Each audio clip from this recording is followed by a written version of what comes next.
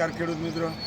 આજે આપણે એક શાકભાજીનો વિસ્તાર છે એની અંદર આવ્યા છીએ. એક ભાઈ સરસ મજાનું રિઝલ્ટ લીધું છે, તો આપણે એમના મોઢે જ પૂછવી એમનું નામ, ગામ અને તાલુકો. તમારું નામ શું? મારું નામ મનસુખભાઈ. ગામ? અડાળા. મનસુખભાઈ અડાળા ગામ. અને તાલુકો કયો લાગે આપણને? સાયલા. સાયલા તાલુકો અને જિલ્લો સુરેન્દ્રનગર. તો આપણે આ રીંગણીના પાકની અંદર રિઝલ્ટ તો બહુ સારું છે. આજે રીંગણીની અંદર કોઈ નુકસાન દેખાતું નથી. તો અત્યારે તમે રીંગણીના પાકની અંદર શું વાવેલું છે, શું વાપરેલું છે કે આની અંદર આવું સારું રિઝલ્ટ મળ્યું છે? અમારે રિજેક્ટ આમાં ઈવાડ આવી ગઈ હતી બહુ. ઈયળ હતી. હા, એટલે હળો આવી ગયો તો પછી એમ આ દવા મારી. બરાબર. ઈલોરા ઈયળ માટેની જે છે એ અને ફ્લાવરિંગ માટેની ફાલ માટેની જે છે એ ફ્લાવર.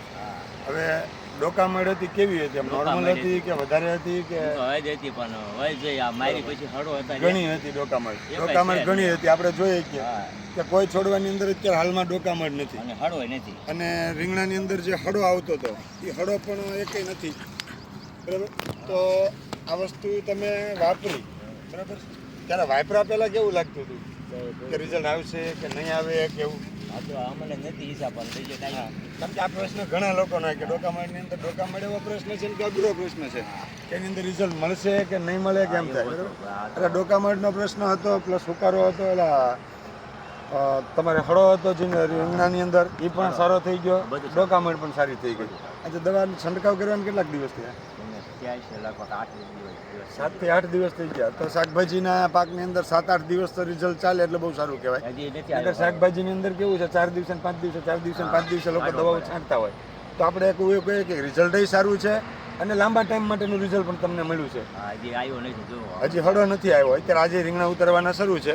આપણે રીંગણીની અંદર છોડવામાં નથી કોઈ જગ્યાએ દેખાણો કાંઈ રોગ દેખાતો, અને રીંગણા ઉતારે છે તો રીંગણાની અંદર પણ કાંઈક કોઈ પ્રશ્ન દેખાતો નથી. હવે આ દવા તમે વાપરી, તમને કેવું લાગ્યું? બરાબર છે. કોઈ પૂરેપૂરો 5% સંતોષકારક રિઝલ્ટ છે. બરાબર. હવે આ કોઈ પણ બીજા ખેડૂત મિત્રોને આ વસ્તુની ભલામણ કરવી હોય તો આપણે કેવું પડે, આપણે કરી શકીએ. રિઝલ્ટ સારું. આજે તમે શું કહો? તમે ખુદ અનુભવ કર્યો એટલે તમે 5 જણાને કહી શકશો કે ભાઈ આ વસ્તુ મેં વાપરી, 7-8 દિવસ થઈ ગયા, હજી ડોકામડની અસર નથી દેખાતી કે કોઈ જગ્યાએ એક પણ છોડમાં હળોય નથી દેખાતો ને અત્યારે રીંગણા ઉતારવાની શરૂઆત થઈ છે. આપણા રીંગણા ચાલુ છે અત્યારે ઉતારવાના, તો એની અંદર પણ તમને હળો દેખાતો નથી ક્યાંય. સરસ. ખૂબ ખૂબ આભાર. તમે રિઝલ્ટ આપ્યું. ધન્યવાદ.